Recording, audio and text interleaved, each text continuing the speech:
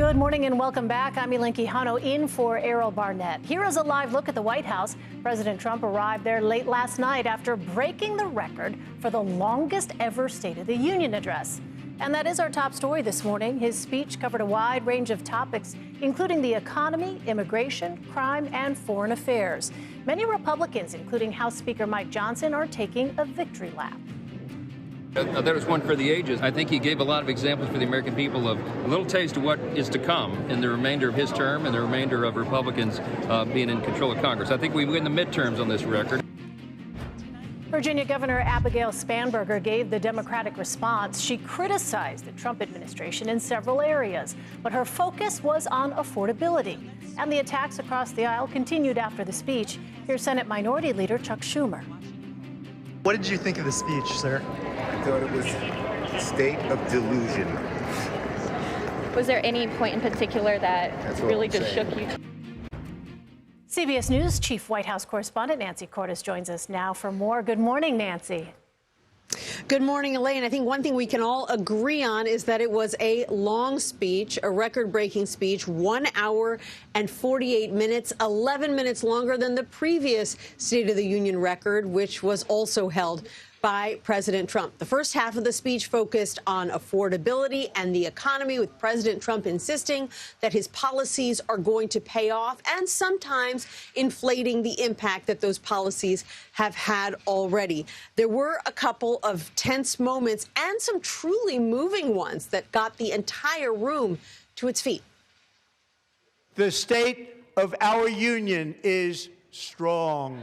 Speaking to Congress and the country, President Trump argued the first year of his second term was historic.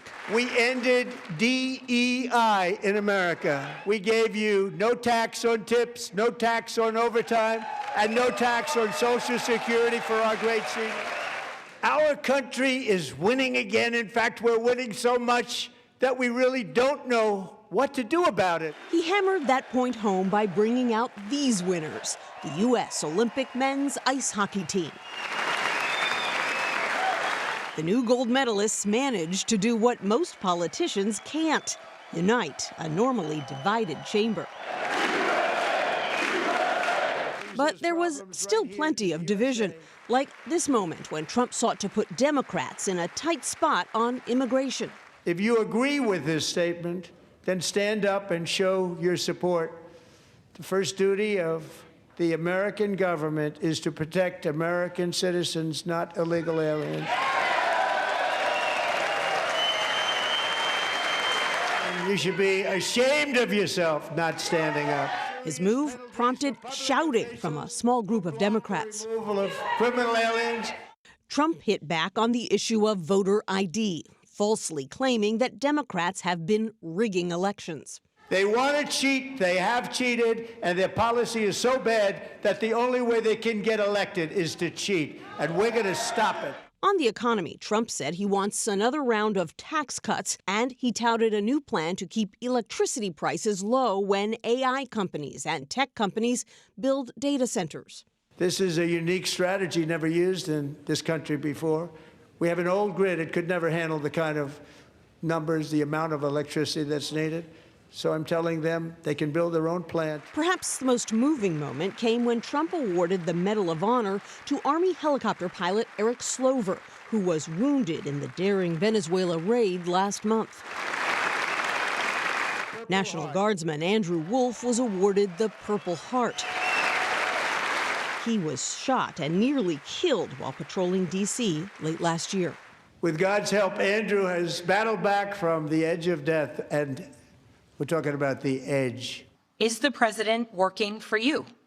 We all know the answer is no. The Democratic response to Trump's address was delivered this year by Virginia Governor Abigail Spanberger, who was sworn in last month after serving in the House for 6 years. He's enriching himself, his family, his friends. The scale of the corruption is unprecedented. She targeted Trump's personal behavior in office.